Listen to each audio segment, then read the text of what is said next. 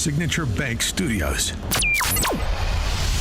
This is Chicago's Morning Answer with Dan Proft and Amy Jacobson on AM 560. The Answer.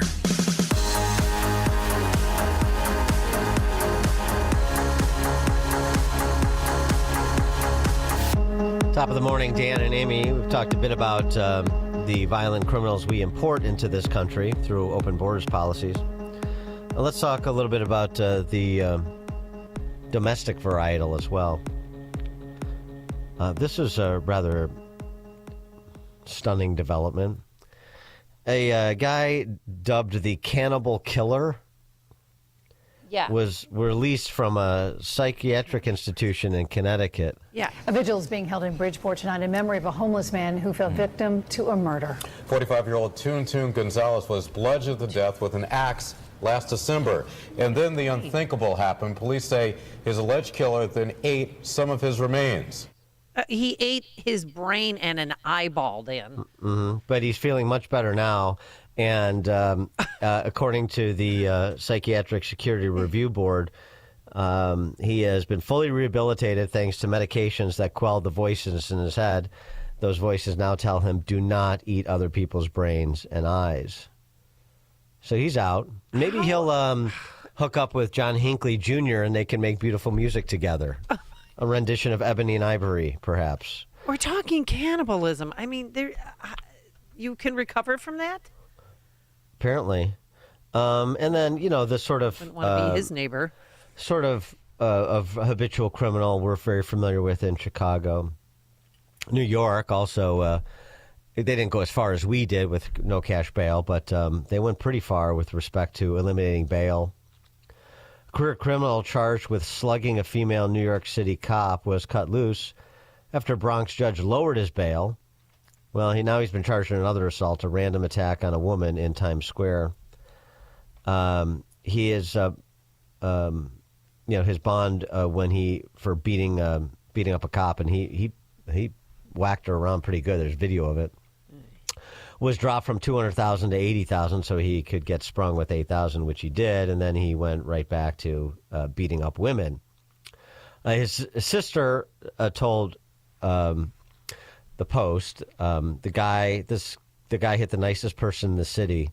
Well, yeah, that's the problem. Everybody's nice, and so nice that they can't make distinctions between people who pretend to be nice and are, in fact, those who platform barbarism in places like Chicago or, in this case, New York City.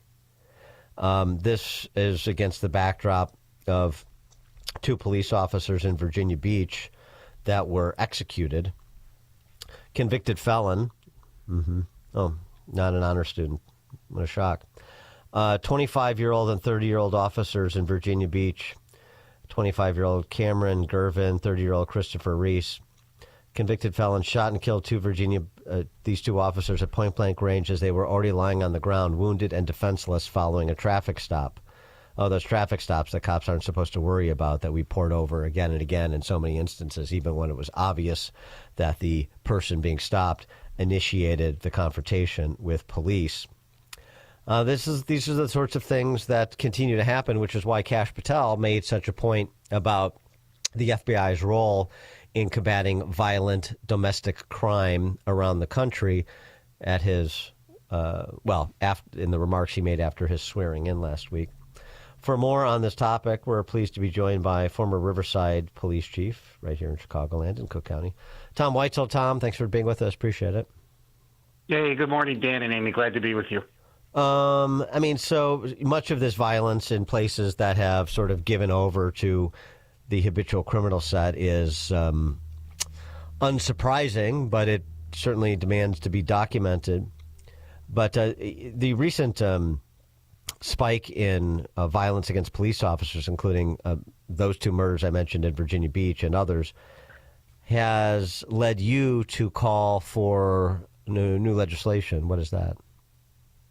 Yeah, so, and to your point to begin with, there's been 14 police officers shot in the United States in the last 5 days, 4 killed. Oh and they've all been beat officers on patrol, answering calls or conducting traffic stops. And so I have been pushing legislation for probably now 12 or 13 years in one form or another to make the murder of a police officer on duty a federal crime handled by the federal government with all the federal resources that are at their disposal, and to take that investigation away from the local police and the local prosecutors to basically make sure the investigation is conducted correctly, but give the families, the victims of these police officers' families, the assurance that it's being conducted professionally with the right tools, the right resources, and there's no politics involved. And that case would also be prosecuted at the federal level. You know, it hasn't picked up very much steam. I have reached out to our senators three times actually since 2013 and never heard back from any of them. I wrote the Biden administration several times, never heard back.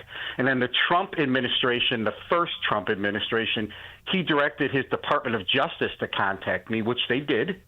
And at that time, they did not want to take up that legislation. They wanted to develop a best practices type of guide or manual to help law enforcement investigate those types of murders against police officers, which was a nice gesture, but that's not what we need. And actually, we already have that.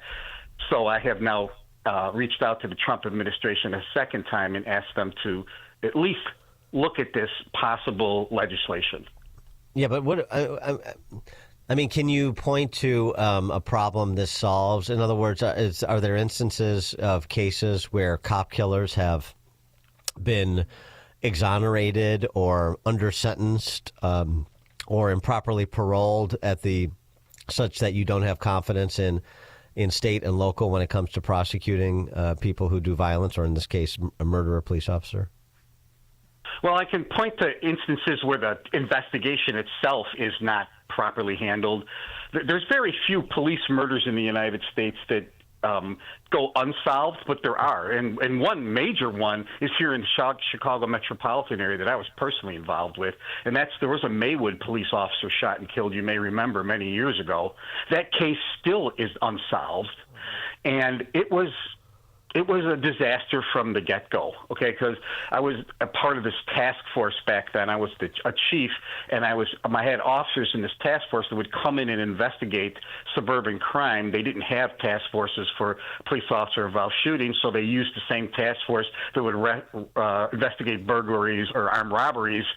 And we finally had to go outside, bring in the state police to make the investigation move forward. And to this day, it's not solved because of mistakes that were made the night of the shooting in Maywood, Illinois. And there's cases throughout the United States where smaller jurisdictions, I mean rural small jurisdictions, have an officer shot and killed in the line of duty, whether that be a municipal police officer or a sheriff's officer or a deputy, where those cases are not investigated properly. They don't have the same resources, the same tools, the same crime scene technicians. So what I was looking for is put the same resources into every single police murder in the line of duty. Well, and also too, I mean, are you really looking at the possibility of death penalty? So that is a possible punishment at the federal level when it is not in states like Illinois. I mean, of course, I talked about this last election cycle when Pritzker was running, the cases of Sergeant James Severin and Anthony Rosado, who were murdered in Cabrini Green, and the individuals responsible were given life sentences, but they were paroled by Jelly Belly's parole board. So, I mean, that's an example of, if not on the front end, then perhaps on the back end. Yeah, I've always been for the death penalty on the table for police officers killed in the line of duty, have always been, if they're convicted, that is not taken off the table. It is, and you know that isn't throughout the United States. I'm talking about here in Illinois. Right. But there could be a federal statute that says if you're convicted and you go through the process of the appeals, so all your appeals are done, so it's above board, then you are subject to the death penalty for the murder of a police officer in the line of duty. I was criticized by somebody telling me when I first started this, well, that a police officer could be strike a tree in a pursuit and be killed. And that's not what we're talking about. We're talking about police officers shot and killed in the line of duty or stabbed in the line of duty from violence. I'm just surprised. 14 officers shot in 5 days, 4 dead, and it's not on network news at all. But you yourself were shot in the line of duty. Can you tell us what happened? Yeah, that happened early in my career. I was on the job 3 years, and it was 1987. And I was just on patrol at 3 o'clock in the morning. If anybody knows the village of Riverside, it's one of these. It's designed by this famous architect, landscape architect, Frederick Law Olmsted. And their claim to fame is there's no street lights. Like the street lights in the town are like gas lights. It's like holding a big lighter up. So the streets are very dark. I came across this car that was legally parked, and I got out of my car to go investigate because it didn't have license plates on it. I was going to go get the VIN number, and as I got out of my squad car and walked to the front of my bumper, the door rolled open, and I was shot with a shotgun. I found out later that it was a hunting rifle with birdshot in it, and that birdshot spread. So I suffered eye injuries. I suffered chest injuries, but my life was saved because of my bulletproof vest. There's no question about that. About 80% of the shots went into my bulletproof vest. The rest went into my neck and eyes. So they fled. People came out of this house and fled, and they could never. And we ourselves weren't equipped. They'd never had a police officer shot in Riverside ever. So they had no idea really what to do. They relied on the state police and even the FBI and Secret Service at that time loaned investigators to help. And they got a lead 7 years later. What? The ATF made arrests for gun running. To make a long story short, they said that the individual said he'd give up a police shooting for leniency, which led back to my shooting. But unfortunately, back then, the attempted murder of a police officer had a statute of limitations. Oh. So they could not prosecute that person. I went to Springfield to get that law changed, and it's changed. I don't know if you may remember, my state senator that lived in Riverside at that time was Judy Bar Topinka. And I asked her to spearhead a changing the statute, and she did. Good thing that Connecticut cannibal wasn't around when he got shot in the eye. I'm just saying. No. There's enough distance out. We can have fun with it. Oh, Come yeah, on. cannibalism's so hysterical. I was talking about Weitzel. Yeah, I'm just saying. Hopefully he won't move to Illinois. But that's good. Then it didn't deter you from being a police officer. You remained on the force for years afterwards. Yeah, I can't say that it didn't deter my wife. She wanted me to quit. Sure. She wanted me to quit the next day. But no, after months off and healing, I was able to come back. And, I rose to the chief. When you're a patrol, you don't ever join the police department saying, I'm going to be the police chief. It just doesn't work like that, right? Mm-hmm. But I went through the years. I was there 37 years, and I had the fortunate to become the chief. And when I got the chief, I said, I'm going to make sure, and I got in a position of power. I said, we're never going to handle a case like this again. Because if you remember back then, there were no services for police officers, and anybody that's involved in policing today has all kinds of mental health services to them. There was no such thing. It was like, Tom, we're sorry this happened. Get back on. When can you get back to patrol? That was the culture back then. Right. Yeah, no, we've all seen the Dirty Harry movies. We get it. Comment you made, it was interesting too. If there was all this hue and cry when some quote unquote senior level people left the BLM Brandon administration because he, was not happy with the loyalty offered by some. Though, which is like they made a big deal about it because it's Brandon Johnson, but every politician does that. But one in particular was interesting because I'm talking about Andrea Kersten, who headed COPA, the Civilian Police Accountability Board. Because, she was pretty anti-cop, just like BLM Brandon is. So I thought they would have gotten along famously. But I wanted you to comment on your review of Kersten's tenure at COPA. I think it's horrible, and I think it was doomed from day one. If you recall that she, and your listeners recall, she recommended discipline for Ella French. You recall that? Yeah. Oh, yeah. So I mean that that instance right there, I think, set the tone. But she did things that no leader of that type of organization that I've ever known has done. She did a lot of media. She released confidential letters to the media. Mm-hmm. She did this famous interview with, I think it was Stephen Smith, was it, that she talked about the sports personality.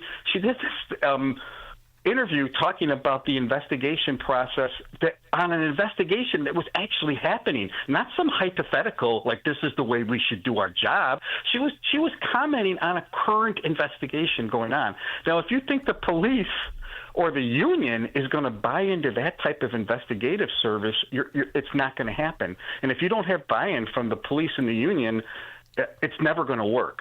So I think her tenure was that she wanted notoriety, and she wanted what I would consider her activism, that she was some reformer that's watching over police for the citizens of Chicago. Yeah. She wanted that type of reputation. Yeah. No, I think that's a good read on it. I think that's a really good read on it. Tom Weitzel, retired chief of police, Village of Riverside. Tom, thanks as always. Appreciate it. Hey, thank you. Have a great morning. Thank you. And he joined us on our turnkey.pro answer line. It's like a hot, steaming cup of information to start your day. It's Chicago's Morning Answer on AM 560. The Answer. Patrick was way behind on his IRS taxes. I was in way over my head. The total amount ended up being somewhere just over $30,000. $30,000. Then the IRS came to collect. Started getting letter after letter. A lien had been filed against me. They were going to basically hang me completely out to dry. He had to do something. That's when I reached out to Optima Tax Relief. Patrick's life quickly got a lot easier. It was very easy, pretty much hands off. They picked up the ball and ran with it. And how'd it go? I couldn't believe it. I had to ask 2 or 3 times. I saved an incredible amount of money. How does Patrick feel about Optima? Couldn't be happier. They definitely helped me. Optima Tax Relief. The